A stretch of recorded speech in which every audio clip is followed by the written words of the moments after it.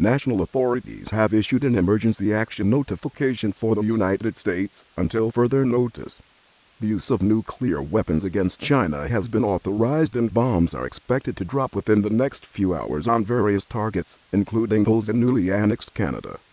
Please consult your vault registration card and evacuate to your assigned vault immediately.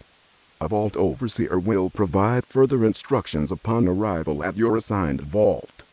If you are not registered with the vault, evacuate to any underground shelter, such as a subway station.